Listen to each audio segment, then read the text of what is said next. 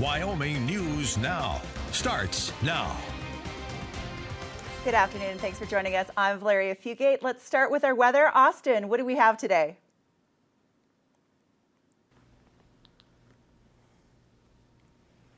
And thanks, Valeria. Taking a look at our current temperatures around the area, it's a cool one right now all around, especially for June. But we are going to just get into the 60s here for Cheyenne, 64 in Wheatland, 66 in Casper, and a lot of mid-60s all around the Cowboy State here today. But if we take a look at our radar and satellite, there's a reason why it's so cool. This rain is moving on through the area. Right now it's moving off to the north, spanning all the way from Scottsbluff through over to Rollins, and more rain is coming up from the south and will be coming over the Colorado-Wyoming border. So while this rain starts to move off towards Casper, we've got more coming in from below the Wyoming border. As we take a look at our upcoming weather for today, storms are likely here for the Cheyenne area. We do have a rain chance through our overnight hours too, and into tomorrow we'll have the rain into our evening a little later on than today. Heading on over to Casper, again storms are likely today as we saw that rain starting to move on towards the Casper area. Rain chance into this evening and a chance of rain again into tomorrow. So a wet day today for sure and tomorrow, but I'll have a look on what more you can expect later on. Let's head back to the desk. Thanks, Austin. The University of Wyoming School of Energy Resource Management is now adding to their integrated test center. It's part of Wyoming's continued effort to support carbon capture technologies and maintain environmental health. The test center provides space for researchers to test how carbon capture can be used in useful ways. This effort is challenging companies to develop technologies to convert CO2 emissions from power plants into valuable products. For the university, it definitely fits into our portfolio related to helping the coal industry find new uses for coal, as well as to minimize the impact on the environment with carbon emissions. So it's an exciting development for the university, and it definitely fits in with the work that's happening in our School of Energy Resources. The program will raise the profile of Wyoming as leaders in carbon capture and help support local and state economies. Kurt Gowdy's family came together on Saturday to bring a dream to life in honor of the late, great sportscaster. Kurt Gowdy's daughter Cheryl had a vision that a little house would one day sit on the land of the state park named after her father. 5 years later, the family came together to cut the ribbon on that vision. Cheryl said it's a moment she'll hold near and dear in her heart. This is the best day of my life, truly, and I've had a lot of wonderful days, but there's so much love and friendship around me, and talent, and arts and talents, and people that really love me and care about me, but care more about what we're doing. It doesn't get any much better than that. The house is located right by the visitor center of Kurt Gowdy State Park. It's designed to inspire youth to be kind, just like Kurt is remembered by his family for his kindness. Kurt Gowdy Jr. says the location is a perfect spot to honor his father's legacy.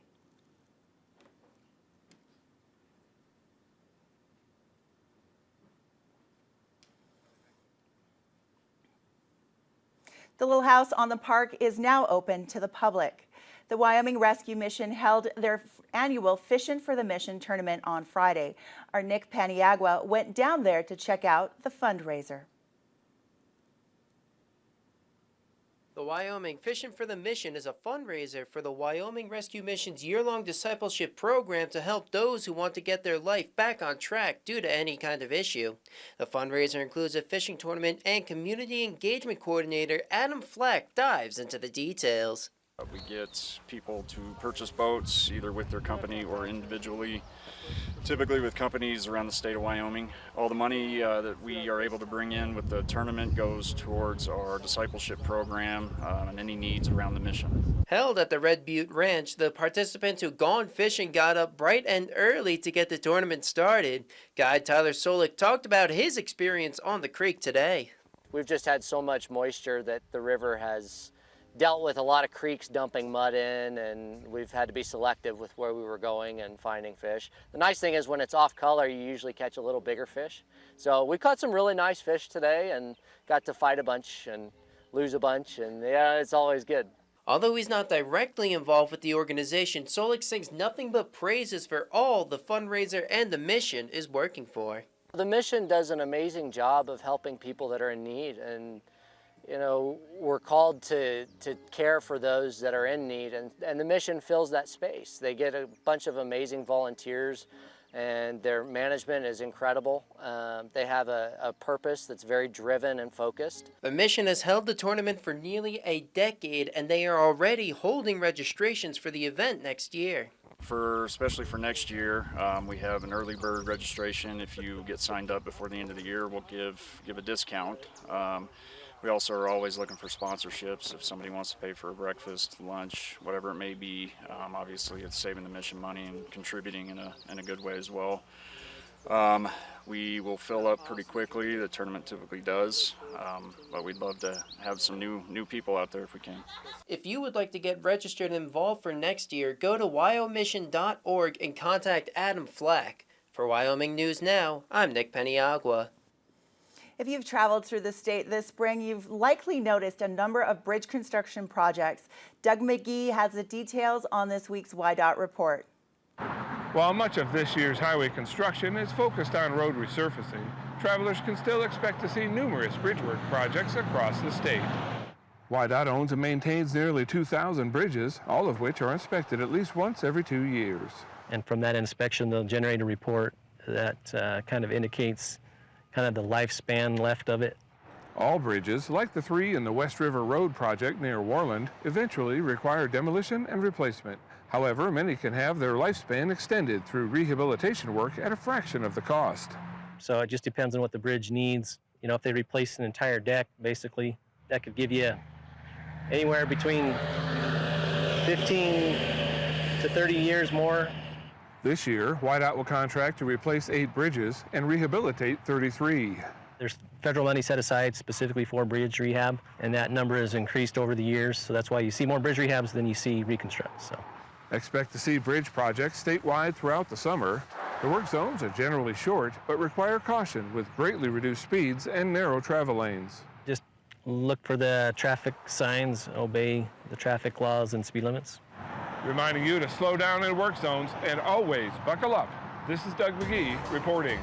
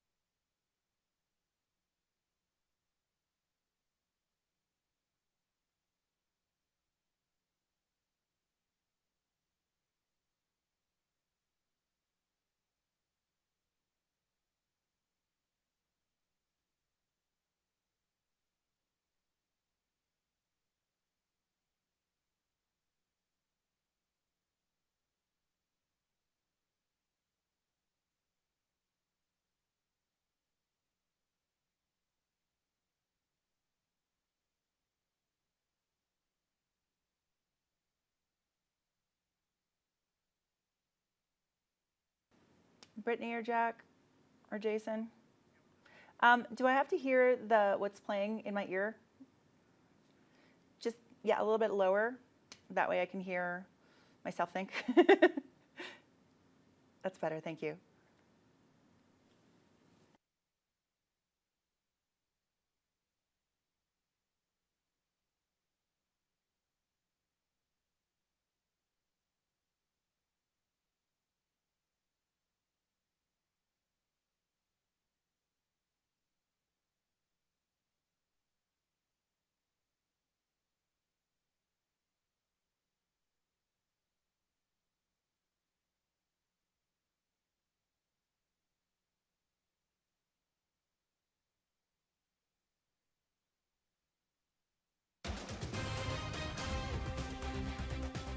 In just 24 hours, former President Donald Trump is scheduled to appear in federal court in Miami, where he will be arraigned. Trump faces a total of 37 counts of federal indictment related to the handling of classified documents after leaving office. All of this leading to an unprecedented moment, for the first time a former president faces federal charges. Ivan Rodriguez has the story from Miami. In just a matter of hours, former President Trump is expected to arrive in Miami and meet with his legal team. All this as the city prepares for a historic day tomorrow.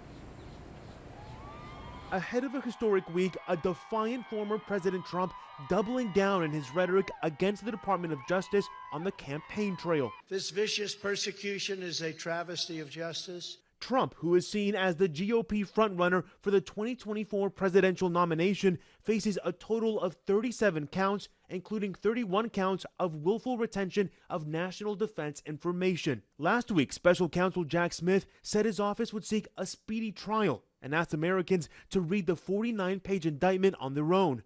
The indictment details the locations where Trump allegedly stored classified documents at his Mar-a-Lago estate in Florida. Still, many within the Republican Party defended the former president. If he wants to store material in a box in a bathroom, if he wants to store it in a box on a stage, he can do that. Former Arkansas governor and presidential candidate Asa Hutchinson said the former president should drop out of the race for the good of the country. We don't need a commander-in-chief that disregards the nation's secrets. Former Attorney General Bill Barr says the former president is downplaying the repercussions of the indictment. If even half of it is true, then he's toast. I mean, it's a very detailed indictment.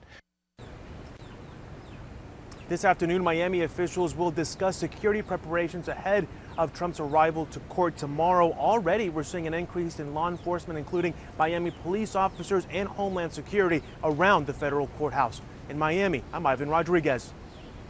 There won't be much brotherly love in Philadelphia. Drivers stuck in today's commute or in the near future.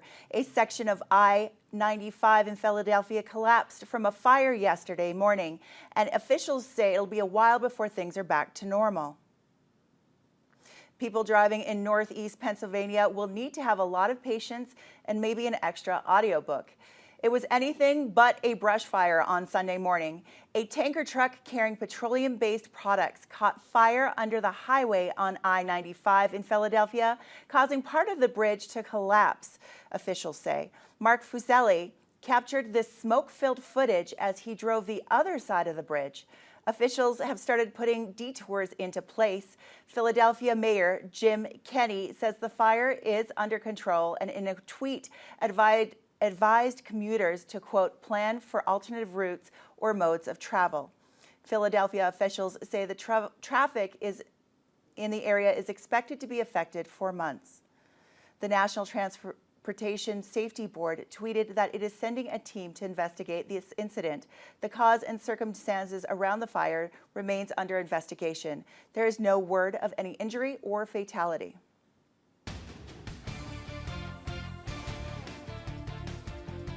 And let's take a look at our weather around the area here. It's beginning to cloud on up in the Cheyenne area. That's because we have storms just to our south that will move in and storms to our north moving on towards the Casper area.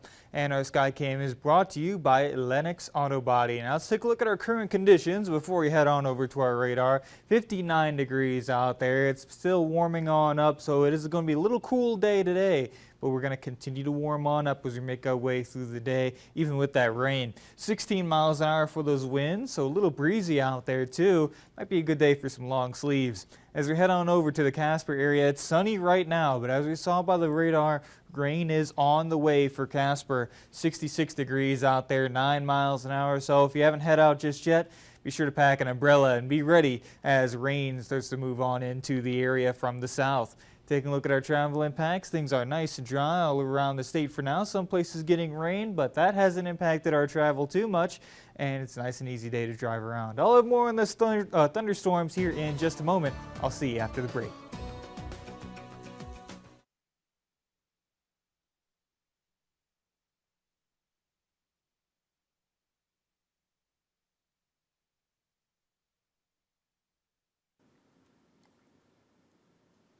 Okay.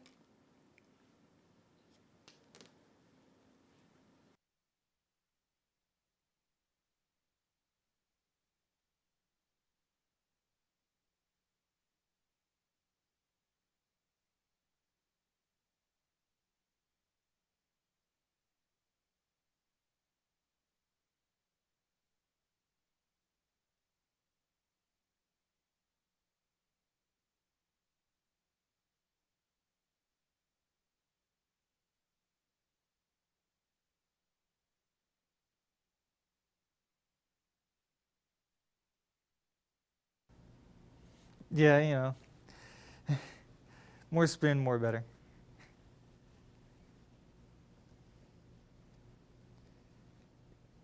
Definitely higher, harder in the higher elevations. So Rocky should throw more fastballs, less curveballs.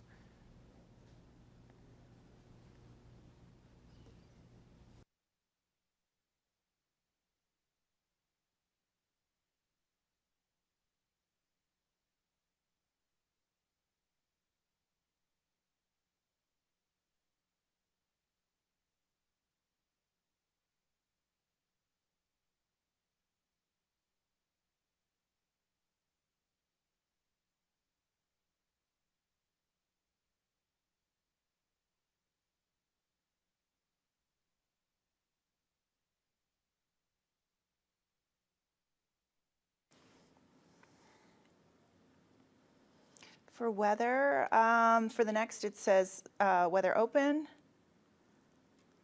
and then the weather wall, and then it comes to drug shortage, the MCU. Yeah? Yep.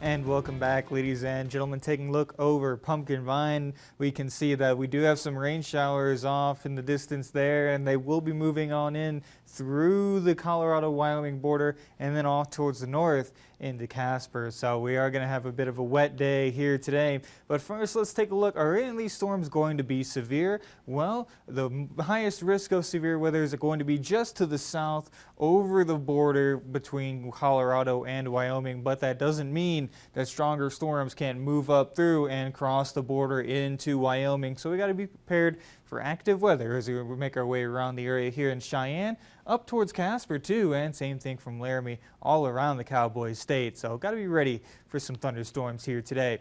And looking at our radar and satellite, I have marked out 2 areas in this red circle. Now what those areas mean is as those storms make their way into those areas, there are slow moving winds up in the higher air. So these storms here and coming up from the south, they're going to move very slowly, and then they could bring more rain moving on through the area. And since they're moving pretty slowly, they can linger around for a little while. So in both of these areas, we got to be ready for some heavy rain and for that rain to come down for quite some time through the day here today. As we zoom on in into the Cheyenne area right now, we do have some thunderstorms again just to the south of the border, one to our east that will move straight on north near the Wheatland-Scottsbluff area in between there, and then some in Fort Collins that is also going to be moving on north towards the Laramie area, and the storms will continue to move on from the north as we make our way through the day. Heading on over into Casper, as we can see just to our south, scattered showers and storms. These just popped up here and will also be moving on to the north near Casper and that I-25 corridor. So we got to be ready for a rainy day here today with some rumbles of thunder to start us out here into our afternoon. But more storms could be coming later on through the day. So let's take a look at our storm safety just in case any of these storms decide to rumble on up and get a little stronger than others. First, let's pick an interior room on the lowest floor as a safe place just in case some of these storms get a little nasty. And when thunder roars, go indoors. Lightning can strike out of a clear sky and pretty far ahead of thunderclouds or behind them. So give the thunder some respect and let it do its thing on outside. Have multiple ways of receiving warnings just in case your phone's dead, TV's turned to a different channel, or you just didn't see it. And that way you're always up to date on any warnings or watches around the area, and stay up to date on your local forecast as you're doing now so you can tell where the storms are and what's going to happen, where they're moving, that kind of thing. Have a plan for severe weather too, just in case things get a little nasty at times. It's always nice to have a plan. And very importantly, take extra care while driving during a storm. That rain can lower visibility and winds could blow the car around a little bit too. So give yourself plenty of extra time if you do have to drive during a storm all around the area. Taking a look at our extended forecast, those tips for storms are going to be helpful all throughout the rest of the week as we have scattered showers and storms all week long. But a nice weekend is ahead of us. Some dry time, a little bit of a stormy Sunday, but we're going to have a nice week next week too. I'll have your full extended forecast for you in just a bit. Let's head back to the desk for now. Thanks, Austin. Food and Drug Administration say last year it documented 49 new drug shortages. The news came in an annual report on drug scarcities to Congress. The FDA said pharmaceutical availability continues to pose a real challenge to public health. The agency said of 2022's drug shortages, they were due to quality issues from manufacturers in the U.S. and abroad. Some manufacturers also struggled to keep up with the demand. Quality issues were also to blame for last year's nationwide infant formula shortage. Because companies must alert the FDA of any manufacturing interruptions and problems, it was able to work with them to prevent 222 drug shortages. It also said it used regulatory flexibility and discretion to avoid shortages of 76 products. The FDA has been required to submit annual reports to lawmakers since 2012. The requirement was the result of a record 251 drug shortages in 2011. A middle school in Las Vegas was dealing with a lot of fighting and violence among students. So school leaders hired a team to help come up with some unconventional solutions for all of the conflict. 5 advocates were hired to work directly with students, parents, and staff at Bridger Middle School about the behavior. Some of the ideas the teams put into practice were a decompression room for students to calm down, an open door policy for students to talk to advocates and advisors, and learning to set goals and reflect on what they could have done differently. The school principal says it's paying off. In the recent school year, there was a 60% decrease in suspensions for fighting, a 75% decrease in expulsions, and the percent of unexcused absence in the school also was down.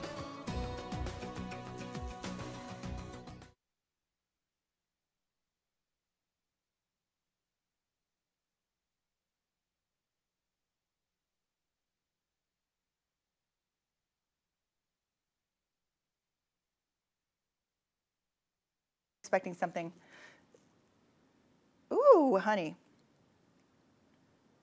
Okay, so do we want to, how long is this package? It's $124. Sure, let's cut the talent. Yeah.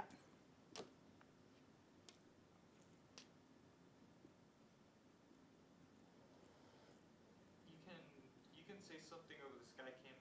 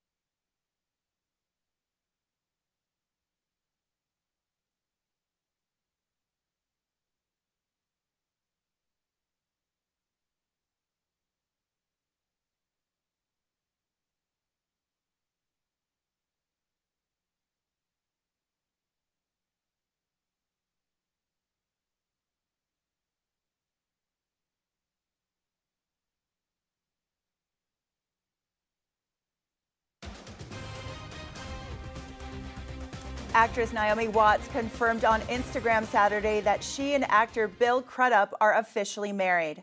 Watts shared a photo of herself and Crudup on the steps of what appears to be a Manhattan courthouse. The caption read, "Hitched."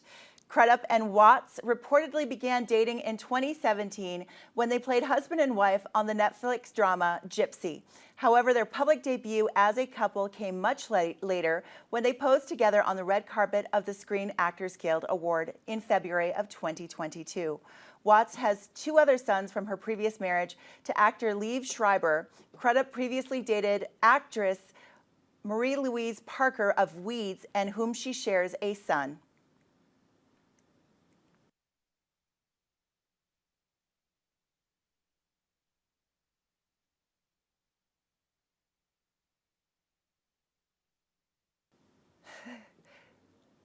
It's okay. How much time do we have left? Are we good on time?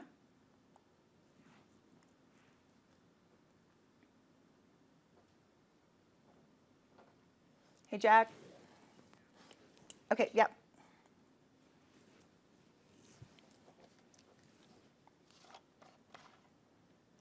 So, over?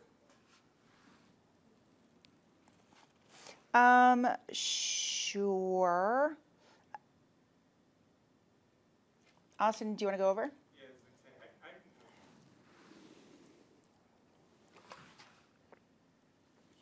That works. Mm-hmm. Ooh, that's the thing.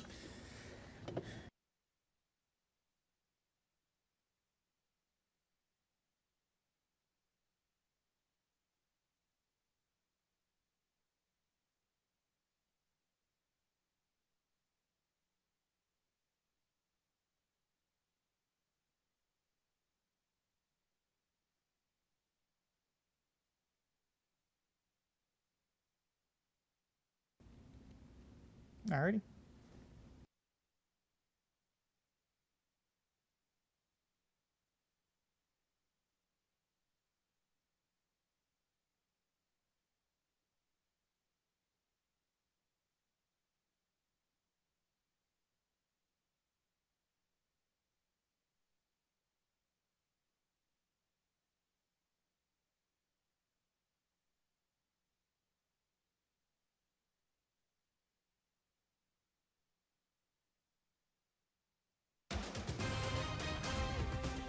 And welcome back, ladies and gentlemen. Taking a look over I-80. It is a little cloudy out there and the rain is moving on through. So let's take a look at our extended forecast. We do have scattered showers and storms possible for the rest of the week here in Cheyenne. We might have a dry Saturday for us, so that's good. But again, on Sunday, more scattered showers and storms. But after that, nice and dry, nice and warm, and we may even see the 80s again for the Cheyenne area next week. Heading on over into Casper, scattered showers and storms today into Thursday and Friday with some dry time between, and nice and dry for our weekend into next week with warmer temperatures on the way. So we're finally breaking free of all of this rain coming on down and cool temperatures. All the way from Laramie to Scottsbluff, scattered showers and storms possible for the rest of the week. Some dry time mixed in here and there, and we'll have some dry time on our weekend for most places. And all the way from Sheridan and Douglas, again, scattered showers and storms possible through the week, but we'll have some dry time scattered in here and there, and we'll have some warmer temperatures on the way for our weekend. So once we get through all this active weather, we're going to have a nice and dry weekend for us, and the grass will be all green. It'll be nice to head on outside and finally enjoy some warm weather. Well, that's it for our show. Have a beautiful day, Wyoming. We'll see you next time. Have a good one.